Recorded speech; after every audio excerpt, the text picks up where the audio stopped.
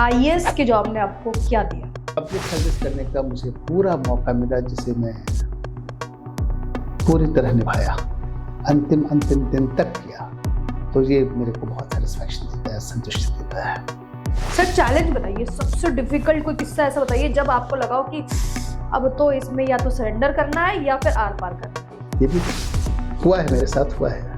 एक लड़की का मैटर था।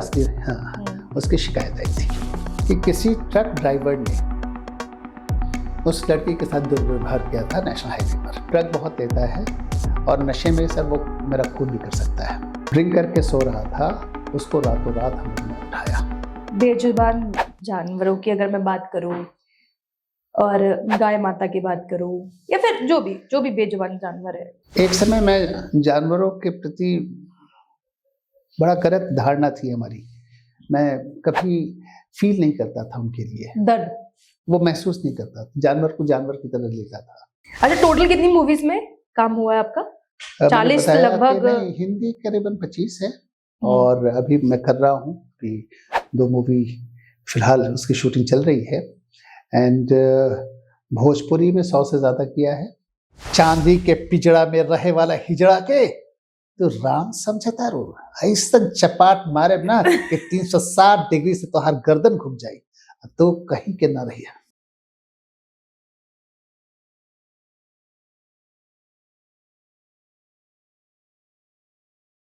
कहते हैं कि बिहार हो या फिर उत्तर प्रदेश, इस माटी से आईएएस और आईपीएस जन्म लेते हैं। आपको पता है ना ये बात? मैं जानती हूँ, आप लोग बहुत अच्छे से जानते हैं। मैं भी आज से 2 साल पहले उत्तर प्रदेश गई थी और माधो पट्टी घूम कर आई थी। वहां जाकर मैंने देखा कि हर दूसरे घर में कोई आईएएस है तो कोई आईपीएस है, और ऐसे में बिहार जाना हो नहीं पाया क्योंकि शूट मेरे यूपी लगे थे। लेकिन आज मैंने बुलाया है पूर्व आईएएस अधिकारी को आज के पॉडकास्ट में, क्योंकि हमारे शो का ही नाम है द भावना शो, और हमारी कोशिश होती है कि हमारे शो के जरिए, हमारे पॉडकास्ट के जरिए आप नए नए लोगों से मिले, उनकी जिंदगी के अनुभवों को जाने और ये जाने कि उनके संघर्ष की कहानी क्या है। और आज मेरे साथ जुड़ गए हैं ज्योति कलश जी। वेलकम है आपका। थैंक यू, बहुत बहुत धन्यवाद आपको। और आपने मुझे बुलाया, एक मौका दिया दर्शकों के बीच आने का, तो मैं बहुत बहुत साधुवाद देता हूँ इसके लिए। आपको बुलाने का कारण यही था, देखिए मैंने अभी अपने दर्शकों को भी बोला शुरुआत में कि मैं यूपी गई, वहां मैं माधोपट्टी गई, मुझे पता चला आईपीएस और आईएएस का गढ़ है ये। बिहार के लिए भी यही चीज कही जाती है, पर बिहार जाना मेरा हो नहीं पाया। आप बताइए सर, बिहार की मिट्टी से आईएएस और आईपीएस जो आते हैं उसका कारण क्या है? इसके कई कारण हैं, एक कारण तो नहीं है, कई कारण है। जो सबसे बड़ा कारण है कि वहां फ्यूडलिज्म रहा है शुरू से। लोगों ने ये देखा कि ये कलेक्टर साहब का मकान है, ये एसपी साहब का मकान है, ये कमिश्नर साहब का मकान है, ये मुख्य सचिव का मकान है। तो फादर मदर हमेशा अपने बच्चों को दिखाने के लिए ले जाते हैं कि तुमको इस मकान में आना है एक दिन, तुमको ये बनना है।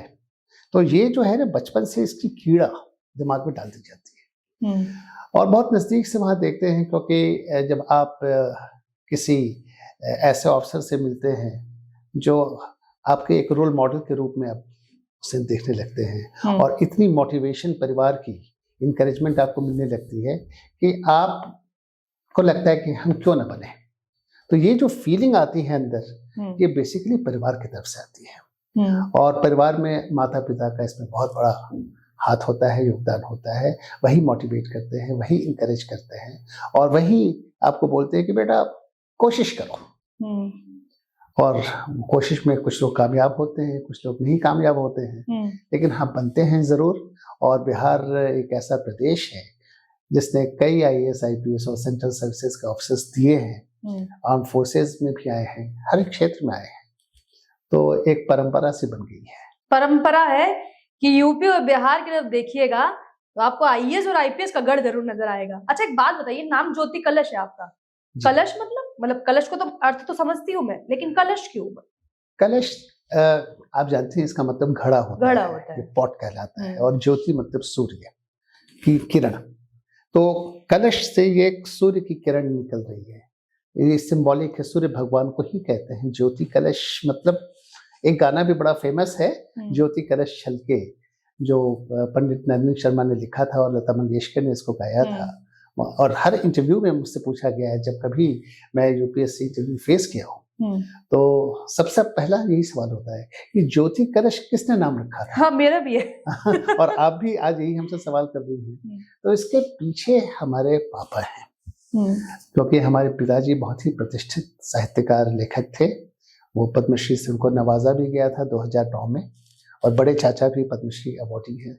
रादर जी बहुत किस्मत वाले फैमिली है, हम कह सकते हैं कि 2 भाइयों को पद्मश्री मिला और दोनों हिंदी साहित्य कार्य क्षेत्र में मिला। तो पूरे परिवार में साहित्यिक नाम रहा। कहने के लिए तो हम श्रीवास्तव हैं, लेकिन वो श्रीवास्तव सरनेम नहीं जोड़ा गया, क्योंकि एक साहित्यिक नाम उसकी फील अलग होती है, उसकी इम्पैक्ट अलग होती है। अगर मैं इसमें ज्योति कलश श्रीवास्तव कर दूं तो वो मजा शायद नहीं आएगा। तो ज्योति कलश एक पोएटिक नेम है, एक साहित्यिक नेम है। जैसे मेरा दूसरा जुड़वा भाई है, उसका नाम है अमृत कलश। मेरी बहन है, उसका नाम है रिंचिम वर्षा। तो आप कहीं सरनेम नहीं देखेंगे इसमें। उसी तरह हमारे और भी परिवार के जो सदस्य हैं हमारे जनरेशन में, ऐसा कहते हैं कि सरनेम आपकी एक पहचान भी होती है, आपके परिवार का अस्तित्व दिखाता है सरनेम। लेकिन आपका सरनेम भी एक तरीके से वही दिखा रहा है, क्योंकि आपने मुझे कैमरे के पीछे बात बताई कि आप एक साहित्यिक परिवार से आते हैं। जी, तो ये भी कारण है। हाँ, ये कारण तो है ही, मैं मानता हूँ। हाँ, बिल्कुल मैं मानता हूँ, क्योंकि साहित्य का असर हो जाता है, लेखन में भी हो जाता है। आप कुछ लिखना भी शुरू कर देते हैं। अच्छा, घर में तो सब साहित्य में थे, आपको क्यों लगा कि मुझे जो है प्रशासनिक सेवाओं में जाना है? देखिए, अगर आप मेरे परिवार को थोड़ा जानना चाहेंगे तो मैं बताना चाहूंगा कि हमारे दादाजी भी प्रोफेसर थे। उनके 3 बेटे हुए। बड़े चाचा जो वो भी यूनिवर्सिटी प्रोफेसर हिंदी में, उनकी पत्नी भी यूनिवर्सिटी प्रोफेसर हिंदी में। हमारे पापा यूनिवर्सिटी प्रोफेसर इंग्लिश में। हमारी माँ यूनिवर्सिटी प्रोफेसर होम साइंस में। हमारी छोटी चाची वो भी यूनिवर्सिटी प्रोफेसर पॉलिटिकल साइंस में। तो ये पूरा परिवार जो है वो शिक्षा जगत से जुड़ा हुआ है। सब लोग चाह रहे थे कि अब क्यों ना ट्रैक बदल दिया जाए, क्यों नहीं सरकारी सेवा में अगला जनरेशन आए। तो अगला जनरेशन जो हुआ, अब हम दोनों भाई, एक आईएएस हो गए, एक आईपीएस हो गए। तैयारी वैसे ही किया। शिक्षा जगत में जरूर जा सकते थे, हमारी रुचि थी इसमें, क्यों नहीं। अगर घर की परंपरा को या खानदान की परंपरा को चलाना है तो फिर मैंने सोचा कि इंडियन एडमिनिस्ट्रेटिव सर्विस एक ऐसी सर्विस है, अगर आप एकेडमिक इंस्टीट्यूशन के हेड होके जाते हैं तो वहाँ आप पढ़ाई कर सकते हैं। आपकी जो एकेडमी है, Lal Bahadur Shastri national academy of administration, जो मसूरी में, जहाँ हम लोग की ट्रेनिंग होती है, बहुत सारे फैकल्टी मेंबर्स हैं जो आईएएस है, तो वो अपॉर्चुनिटी तो अपने पास है ही। और साथ साथ प्रशासनिक सेवा, पब्लिक सेवा करने की एक अलग अपॉर्चुनिटी मिलती है। तो बहुत कुछ सोचा, मैं किसी भी सर्विस में जा सकता था, क्योंकि मेरा रैंक ऐसा था कि मैं फॉरेन सर्विस में भी जा सकता था, पुलिस सर्विस में भी जा सकता था। पढ़ाई में बचपन से इंटेलिजेंट थे। अब मैं अपने बारे में क्या कहूँ, यूपीएससी की नजर में मैं सिलेक्ट हो गया तो मैं सोचा कि शायद कुछ प्रतिभा थी। ये अच्छा है, बहुत तरीके से व्यंग मार लेते हैं आप। साहित्यिक परिवार से आते हैं ना। व्यंग्यकार थे मेरे पिताजी, और वो बहुत फेमस व्यंग्यकार थे। हो सकता है उसका असर है। बिल्कुल उसका असर है। अच्छा, एक बात बताइए, जैसे अभी आपने बताया कि जुड़वा भाई, आपको मैं बता दूं कि ज्योति कलश सर के जो भाई है, जिनके बारे में उन्होंने बताया कि वो भी आईपीएस रहे हैं पूर्व, अब क्योंकि हो गए हैं और रिटायर्ड हो चुके हैं। 2023 में आप लोग रिटायर्ड हुए? हाँ, December 31st, last day of the year. तो उनका नाम अमृत कलश है जी। तो ऐसे में दोनों ही भाइयों ने एक नई राह चुनी कि चलो कुछ नया करते हैं, एक्सप्लोर करते हैं। बट मोटिवेशन कौन था? हाँ, यही सवाल है। कहाँ से मिला था? पता नहीं, वो पेरेंट्स का था। अच्छा, सपोर्ट किया कर हाँ, उन लोगों ने सपोर्ट किया। अगर वो चाहते कि मैं किसी और फील्ड में जाता तो मैं उस फील्ड में चला जाता। सर, कुछ बच्चे हैं जो कि इस वक्त आपको देख रहे होंगे, हो सकता है कुछ बड़े आपके इस पॉडकास्ट को भी देख रहे होंगे, और सबके जहन में यही सवाल आता है, क्योंकि आईपीएस और आईएएस कैसे बना जाए, और उससे बड़ी बात ये कि सपने होते हैं कि लाल बत्ती की गाड़ी हो, देश के लिए कुछ कर रहे हो। आप लोगों के मन में भी कुछ ना कुछ ऐसा जज्बा आया ही होगा कि जो आप यहाँ तक पहुंचे। लेकिन बच्चों के लिए क्या मैसेज है? बच्चों के लिए तो मैं यही कहूंगा कि हाँ, अगर सरकारी सेवा में आना है तो आईएएस और आईपीएस एक ऐसी सेवा है जिसमें आप बहुत कुछ कर सकते हैं पब्लिक के लिए। अगर आप चाहते हैं कि पब्लिक आपसे इंटरैक्ट करे, आप पब्लिक से इंटरैक्ट करें, उनके सुख दुख को सुने और उनकी परेशानियों को अगर आप कम कर सकते हैं, भारतीय होने के नाते आपका कुछ दायित्व होता है समाज में कुछ कंट्रीब्यूट करने का, और सरकारी सेवा आपको एक मौका देती है जिसमें आप बहुत तरीके से, कई योजनाएं हैं भारत सरकार की जिसके तहत आप उनकी मदद कर सकते हैं। तो ये बच्चों को हमेशा इससे प्रेरणा लेनी चाहिए। देखिए, दो तरीका है। एक तरीका है, चाहे पब्लिक लाइफ में अगर आना है तो पॉलिटिशियन बन जाइए। तो पॉलिटिशियन, हर पॉलिटिशियन कोई ज़रूरी नहीं है कि मिनिस्टर बन जाता है, हर पॉलिटिशियन कोई ज़रूरी नहीं है कि एमएलए या एमपी हो जाता है। कई पॉलिटिशियन है जो कार्यकर्ता ही रह जाते हैं। लेकिन अगर आप सर्विस में आते हैं जहाँ पर भी आपकी एक पब्लिक लाइफ है, स्पेशली मैं भारतीय प्रशासनिक सेवा और भारतीय पुलिस सेवा की बात करता हूँ, जहाँ पब्लिक डीलिंग्स है, पब्लिक इंटरैक्शंस है, तो यहाँ पर आप अगर फोकस्ड हैं अपने पढ़ाई में और आप चाहते हैं कि इस सेवा में आए, तो मेहनत तो करनी पड़ेगी। सर, आईएएस बनने के लिए, आईपीएस बनने के लिए मूल मंत्र बताइए। मेहनत, बिना मेहनत के कुछ नहीं मिलता। कई बार असफलता मिलती है, उससे निराश नहीं होना चाहिए। कई बार प्री भी निकल जाता है, मेंस भी निकल जाता है, लेकिन इंटरव्यू में लटक जाते हैं। बट बहुत ऐसे भी हैं जो अपने अंतिम अटेम्प्ट में भी, अंतिम प्रयास में भी वो आईएएस आईपीएस बने हैं। तो इसका ये मतलब नहीं होता है कि हम अगर पिछले कई एग्जामिनेशन में फेल कर चुके हैं तो अगला जो भी एग्जाम आने वाला है उसमें मैं फेल कर सर, मोटिवेशन कैसे बना के रखें? अगर पहली बारी असफल हो जाए तो दूसरी बारी के लिए मोटिवेशन कैसे बना कर रखें? देखिए, इसका एक जवाब तो हम ऐसे दे सकते हैं कि अगर आप हथौड़े से कील पर मारते हैं तो कोई जरूरी है कि पहला आपका हथौड़ा चले और कील अंदर समा जाए।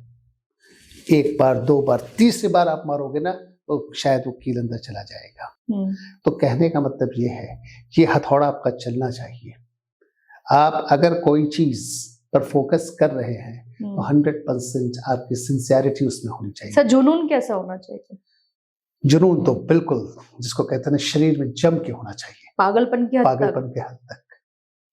सर, असफलता तो बहुत आसानी से मिल जाती है, लेकिन सफलता क्यों नहीं मिलती आसानी से? ऐसी बात हम नहीं बोलेंगे, मैं नेगेटिव आदमी नहीं हूँ, मैं हमेशा पॉजिटिव तरीके से चीज को देखता हूँ। कभी कभी आदमी निराश, हताश होता है, आप मेहनत करते हैं और उसके प्रोपोर्शन में आपको सफलता नहीं मिलती है, लेकिन ये निराश और हताश होने की जरूरत नहीं है।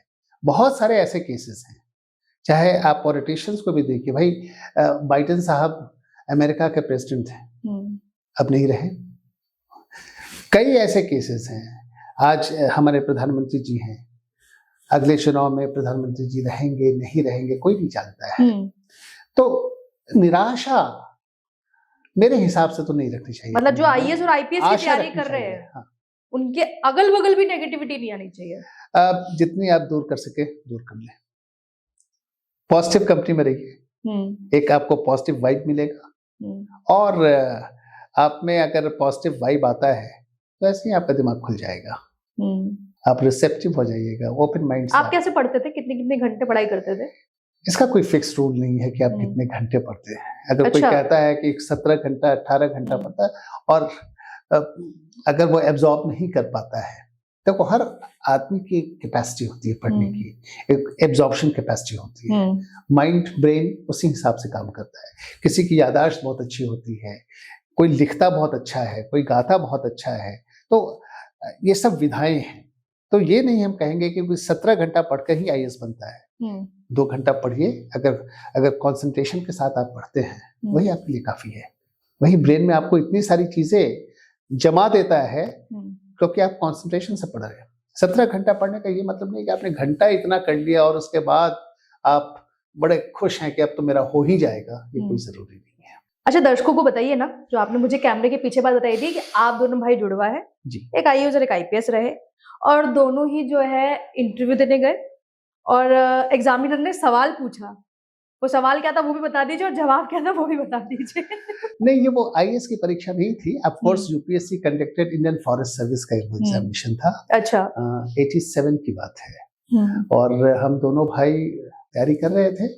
उस समय मैं भारतीय सांख्यिकी सेवा में आ चुका था, और तैयारी कर रहे थे कि चलो भाई देते इस एग्जाम को, भारतीय वन सेवा को।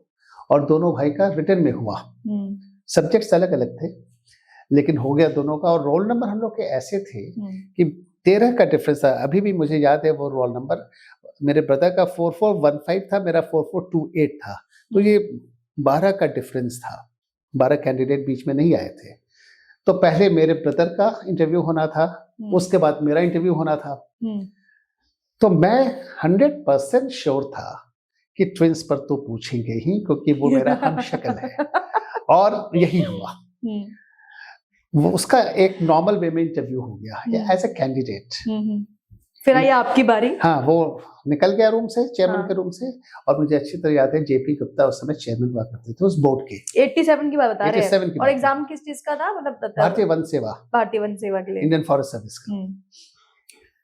अब मेरा टर्न आया तो मैं अंदर घुसा तो मुझे देखा चेयरमैन ने बोला कि अभी तो आपका इंटरव्यू हुआ है, आप फिर क्यों आ गए कमरे में, किसने भेजा आपको? और मैं एक्सपेक्ट कर रहा था कि ये सवाल तो आना ही है, और मैं ट्विंस पर इतना प्रिपेयर करके गया हुआ था कि ये क्वेश्चन तो आना ही है और मैं जवाब दूंगा तो बढ़िया से जवाब दूंगा। हमने कहा, वो मेरा जुगा भाई था, he was my twin brother. The twins? जी सर। अच्छा, वो अंग्रेजी में बोलते हैं नॉर्मली, उनके पास डोजियर होती है, हर कैंडिडेट की डोजियर रखी रहती है। डोजियर निकाला, पहले वाला मेरा ब्रदर का था, मेरा डोजियर उनके पास था जिसका इंटरव्यू होने वाला था।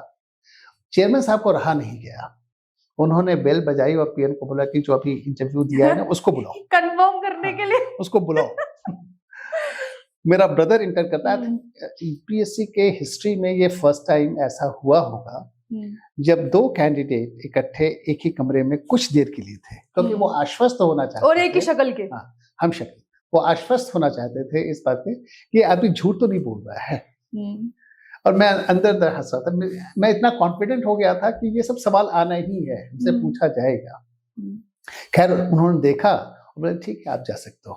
और फिर मेरी इंटरव्यू शुरू होती है। ओपनिंग क्वेश्चन यही होता है, आप ट्विंस हैं, सो ट्विंस के बारे में आपको क्या क्या मालूम है?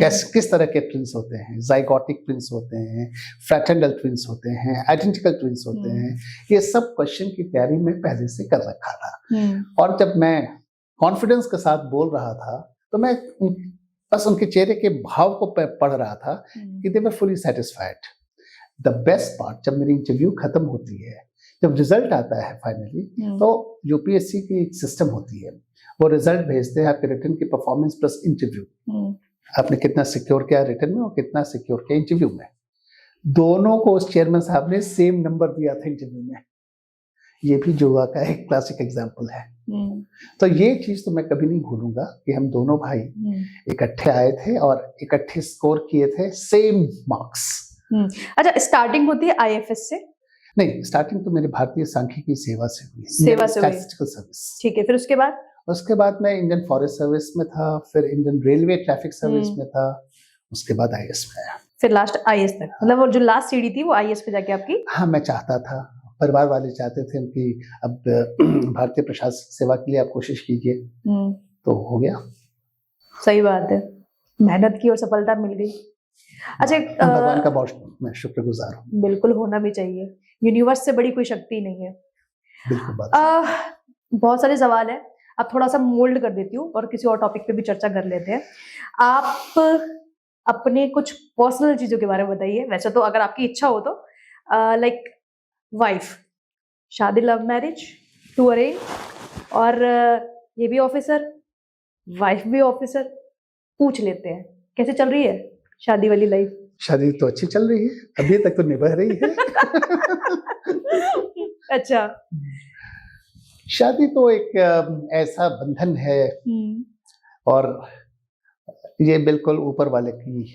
लेकिन कहते हैं कि एक मयान में दो तलवारें नहीं रह सकती अगर दोनों ही अधिकारी रैंक के हो। इस बात को मिथ समझा जाए या रियलिटी कुछ और है, बता दीजिए। एक सबसे इम्पोर्टेंट बात है ना कि रिश्तों में नौकरी नहीं आनी चाहिए, सर्विस नहीं आनी चाहिए। सर्विस नहीं आनी। जिस दिन रिश्ते में सर्विस आ गई ना तो अपने लोग आपसे दूर हो जाएंगे, चाहे वो बीबी हो या परिवार का कोई भी सदस्य। तो सबसे मूल मंत्र जिसको कहते हैं, आपने एक शब्द का यूज किया है, मूल मंत्र। तो मूल मंत्र यही है कि अपने रिलेशन में, अपने संबंध में नौकरी को मत लाओ। भले अगर आपकी वाइफ हो, आईएएस में हो, आईपीएस में हो, इनकम टैक्स में हो, कस्टम किसी में हो, पूरी संभावना होती है टकराहट की। कई बार ऐसा होता है, और मैं ये नहीं बोलूंगा कि ये नहीं होता है, लेकिन लाइफ इज एडजस्टमेंट। आप एडजस्ट करते हो, एक दूसरे की भावनाओं को समझते हो, एक दूसरे की सर्विस को समझते हो, कदर करते हो। ये नहीं होता है कि आप किसी को नीचा दिखाते हो। वो आपकी पत्नी है, तो आप उसको नीचा कैसे दिखाओगे? भले उसकी सर्विस कुछ और है, आप सुपीरियर सर्विस को बिलोंग करते हो, बट इसका मतलब ये नहीं होता है कि आपकी पत्नी जो है वो पत्नी नहीं है, वो एक अधिकारी है। ये आप दिमाग से पहले निकाल दो। अच्छा, पहले वो आपकी पत्नी है, फिर वो अधिकारी। बीच में एक सवाल पूछूं, अगर सही लगे तो। दहेज प्रथा जो खासकर, अब तो बहुत कुछ चेंज हो गया है, लेकिन फिर भी बिहार के लिए तिलक एक शब्द का इस्तेमाल होता है। इसको बहुत अलग, देखिए माइंड मत कीजिएगा, बहुत लोग अलग अलग वे में लेते हैं। आपका क्या दृष्टिकोण है इस टॉपिक के ऊपर? ये कुरीति है, आपको भी मालूम है, दहेज एक कुरीति है, सामाजिक जिसको कुरीति कहते हैं। ये मैं इसके पक्ष में बिल्कुल नहीं हूं, और होना भी नहीं चाहिए। कोई भी लड़की हो, चाहे वो गरीब परिवार की हो, या मध्यम वर्ग की हो, या अमीर परिवार की हो, लड़का की शादी लड़की से होती है। और अगर लड़का वाला पैसा डिमांड करता है, तो वो मेरे हिसाब से उस लड़की को शादी नहीं करनी चाहिए उस लड़के से, उसके परिवार से, क्योंकि उस पूरे परिवार की सोच आपको पता देती है। ये बात को एक ढंग से आप समझ जाते हैं। एज अ लेडी मैं कह रहा हूँ, as not as a man, मुझे ये लगेगा ये कितना लालची परिवार है। ये पैसे के लिए हमसे शादी कर रहा है, ये तिलक और दहेज हमसे मांग रहा है। ये सोच की बात है। बहुत सारे, अब मैं अपना पर्सनल एग्जांपल अगर आपने बिल्कुल, इसे मैं पूछना ही चाह रही थी। 1 रुपया भी हमारे पापा माँ ने 1 रुपया भी खर्च नहीं होने दिया लड़की के परिवार का। तो शादी जब वेरीफाई कर सकती हैं। शादी जब हुई आप लोगों की, तो हाफ ऑफ शेयरिंग हुई? जी नहीं, तो कुछ नहीं। जो लड़की का परिवार अपने दिल से खर्च करना चाहता था, उनका भी यही कहना था कि मेरा मन करता है खर्च करने का, मेरी बेटी है, तो इतना तो करने दीजिए। डिमांड नहीं की? नेवर, कभी नहीं।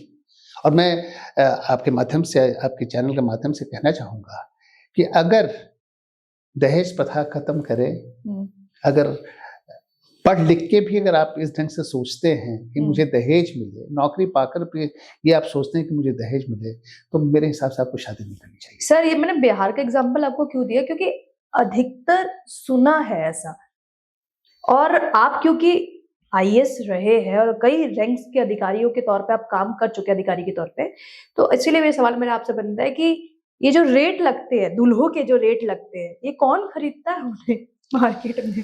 कि अधिकारी है तो ये रेट है, और अगर डॉक्टर है तो ये रेट है।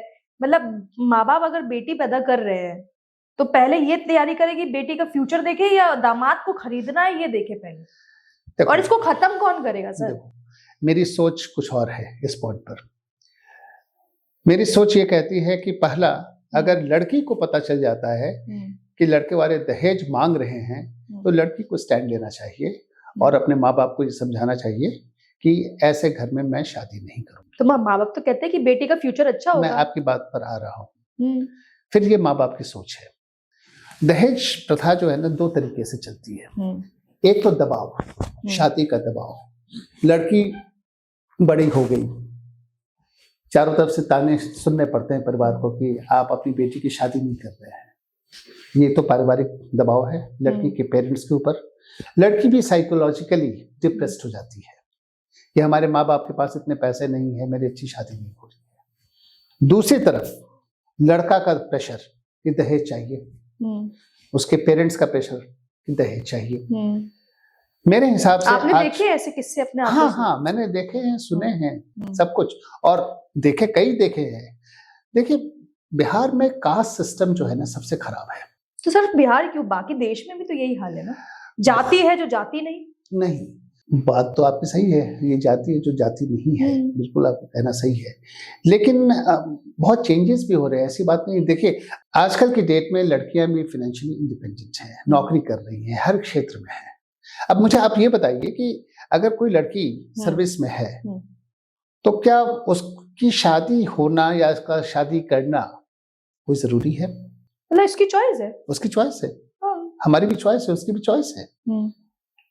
इकोनॉमिकली, फाइनेंशियली इंडिपेंडेंट होना बहुत ज़रूरी है आज के डेट में किसी भी लड़की का। आज के डेट में मैं समझता हूँ कि लड़की को इकोनॉमिकली या फाइनेंशियली इंडिपेंडेंट होना बहुत ज़रूरी है, क्योंकि वो उनको कॉन्फिडेंस देता है, और सिर्फ उनको नहीं, उनके माता पिता को भी कॉन्फिडेंस देता है। आज अगर लड़की किसी अच्छे जॉब में है, अच्छी नौकरी में है, अच्छा कमाती है, तो लड़की को ये स्टेप लेना चाहिए कि अगर हमसे शादी करने के लिए कोई लड़का का परिवार या लड़का दहेज की डिमांड करता है, आप नो बोलेंगे।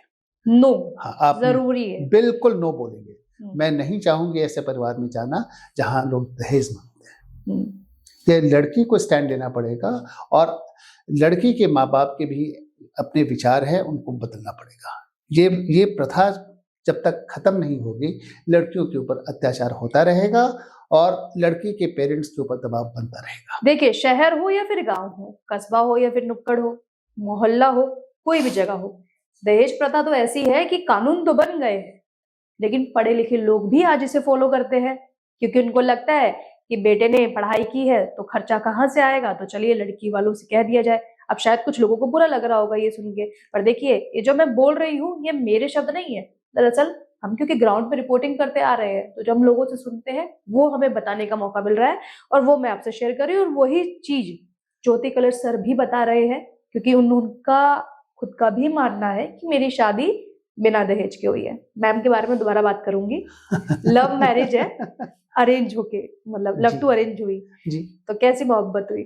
सबकी जिंदगी में आता है, अगर कोई लव मैरिज करता है ऐसा, तो अगर अरेंज्ड मैरिज है तो कोई बात नहीं है, तो रजामंदी है दोनों परिवारों की।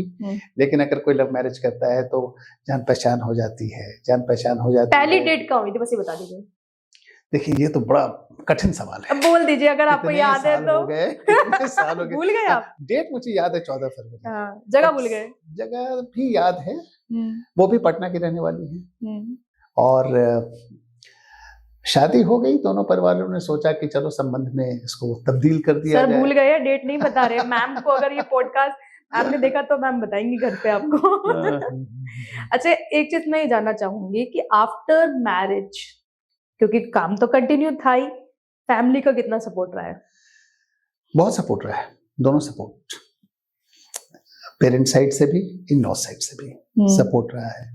देखिए, हर किस घर में लड़ाई झगड़ा नहीं होता है, वो तो हर घर की कहानी है। हाँ, घर में बर्तन रहेंगे तो आवाज तो निकलेगी ना, वो सब तो है। तो लाइफ, जिंदगी क्या है, एडजस्टमेंट से। आप एडजस्ट करते हो, थोड़ा आप एडजस्ट करो, थोड़ा हम एडजस्ट करें, जिंदगी निकल जाएगी। क्या लड़ना झगड़ना। लाइफ में चैलेंजेस तो बहुत आए होंगे, खासकर जब आप अपनी प्रशासनिक सेवाओं में थे। कोई किस्सा सुनाना चाहेंगे आप? कई किस्से हैं। अब तो मैं रिटायर हो गया हूँ, लेकिन रिटायर होने के बाद भी कई ऐसे चीजें हैं जो यादगार बन रही हैं, और यादगार के रूप में इसको मैं अपने दिल में रखूंगा। मुझे याद है अच्छी तरह कि जब मैं डिप्टी कमिश्नर था दीमापुर में, नागालैंड में एक जगह है दीमापुर, तो वहाँ एक रेड करने में गया था रेलवे स्टेशन पर। तो मेरे पास अच्छी खासी फोर्स थी, तो तितर बितर मच गई, लोग भागने लगे। एक बंदा, रात का वक्त था, करीबन 11:30 बज रहा था, तो मैं प्लेटफॉर्म चेकिंग कर रहा था, वो भाग नहीं पाया, बहुत मुश्किल से कंबल से अपने को ढके हुए था, और जाड़े का समय, वो भाग नहीं पा रहा था। तो मैं उसके पास गया, मेरे सिपाही लोग गए वहां पर, तुम क्या कर रहे हो? तो बोला, सर मैं भिखारी हूँ और मुझे सोने की जगह नहीं है, मैं हर रात यहाँ आता हूँ, सोता हूँ। तो मेरी उसके ऊपर नजर पड़ी। हमने ये कहा कि इसको तुम रिटायरिंग रूम में ले जाओ, उसको वहां सोने की जगह दो, इसको यहाँ से अगर दिक्कत है तो उसको रिटायरिंग। और मैंने ये कहा कि तुम मुझसे कल मिलोगे, बस इतनी ही बात हुई थी। तो रेड करके मैं निकल गया, लेकिन मैंने अपने सिपाहियों को कहा कि इसको कल हमारे ऑफिस में ज़रूर लाना, और मैंने कहा था करीबन 12 बजे के आसपास इसको लेके आना। तो अगले दिन अच्छा, और फिर मेरे पास स्लिप आता है कि आपसे मिलने के लिए कोई आदमी आया है, मैंने कि उसको बुलाओ। वो आया, तो वो डर, उसे ये लग रहा था कि मैं उसको अरेस्ट करने के लिए बुलाया हूँ। उसकी जो घबराहट थी चेहरे में, वो ऐसा फील कर रहा था, एकदम थर-थर काँप रहा था। हमने, तुम नर्वस मत हो, घबराओ मत, तुमने चाय-वाय पिया है? तो नहीं साहब, आपने बुलाया था, बस आ गया। हमने कहा अपने आदमी को कि इसको चाय-वाय पिलाओ, लेकिन मैंने कहा कि तुम्हारी योग्यता क्या है? कितना पढ़े लिखे हो? तो बोला सर मैं 10वीं पास हूँ। 11 तक भी कह सकते हैं, लेकिन 12वीं की परीक्षा मैंने नहीं दी थी। मैं छोड़ दिया? हाँ। क्यों छोड़ा? पैसे नहीं थे। अच्छा, तो यहाँ तुम कैसे पहुँचे? बोले किसी ने बताया कि यहाँ पर जॉब मिल सकती है। कोशिश किया होगा? तो कोशिश बहुत की, सर कुछ नहीं हुआ। मैंने कहा अगर मैं तुमको एक दुकान देता हूँ, एक अलॉट करता हूँ, तो चला पाओगे? तो उसके पास कोई जवाब नहीं था। हमने बोला कि रेलवे स्टेशन के पास मैंने वो रेड किया था दीमापुर में, मैंने एक तुमको मैं दुकान देता हूँ, अलॉट कर देता हूँ, और एक अपने फंड से तुमको बेसिक मैगजीन कॉर्नर होता है ना, एक स्टॉल, और चाय बनाने का जो कुछ भी होता है, केतली हो, चाय पत्ती हो, चीनी हो, सब कुछ ये मैंने मुहैया करा दिया। हमने ये दुकान अब तुम्हारी होगी, इसको तुम चलाओ या धसाओ, ये तुम्हारी किस्मत। और देखिए उसकी किस्मत क्या पलटती है। वो उसकी दुकान चल पड़ी, और वो धीरे धीरे बढ़ाता गया, और उसने मोबाइल खरीदा। तो मोबाइल खरीद करके सबसे पहले मुझे फ़ोन करता है कि सर आपकी वजह से आज मैंने एक मोबाइल खरीदा। मुझे बड़ा अच्छा लगा। अच्छा, मैं नाम भी भूल गया था, कुछ गौतम ऐसा उसका नाम था। बोले सर आप कब आ रहे हो? उस समय मैं पोस्टेड था दिल्ली में, और नागालैंड का हॉर्नबिल फेस्टिवल बहुत फेमस फेस्टिवल है, तो जिसके लिए मैं हर साल जाता ही हूँ। बोले कि हमने बताया कि मैं आ रहा हूँ इस फेस्टिवल को देखने के लिए, तो सर जी मैं आपसे मिलना चाहूँगा। ठीक है। तो मैं जैसे एयरपोर्ट पर पहुँचा, तो यही आदमी इंतज़ार कर रहा था। उसने देखा, हाथ हिलाया, सर जी मैं हूँ गौतम। तो मैंने भी देखा, ऑफ कोर्स मैं पहचान गया। तो सर जी अगर आप बुरा न माने तो मैं आपको अपनी दुकान पर ले चलना चाहता हूँ। हमने कहा अपने बॉडीगार्ड्स को कि पहले हम चलेंगे इसके दुकान पर। गए, अच्छी खासी दुकान चल रही थी, पूरी फैमिली, उसकी शादी हुई, बच्चे हुए, और आज तक वो दुकान चल रही है। उसकी किस्मत शायद मेरे हाथ से लिखी थी पन्ना बन गई। अच्छा सर, मैं अभी हाल ही में एक वीडियो देख रही थी आज सुबह सुबह। एक डीएम साहब है मध्य प्रदेश में, जिन्होंने आम आदमी का आराम से फोन उठाया, बात की, दरोगा साहब को हड़काया कि बेवजह परेशान मत करो। आप भी आईएएस रहे हैं, कोई बताइए ना ऐसे कोई किस्सा। ऐसा होता है, कई बार ऐसा होता है, ये हस्तक्षेप करना पड़ता है। आपके पास आप आराम से उठा लेते थे फोन एकदम। हाँ?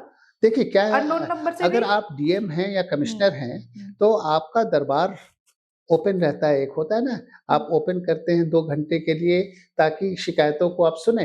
आपके पास पब्लिक आती है, शिकायत लेके आती है, कुछ लिखित होती है, कुछ वर्बल होती है।